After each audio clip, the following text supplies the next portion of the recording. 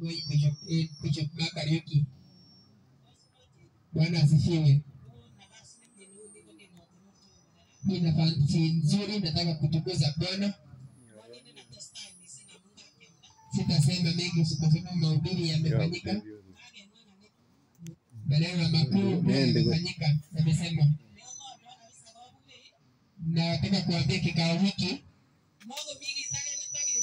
hakuna kitu ambaye hatutasema hili wewe uwafanye uamuzi kufuata Yesu.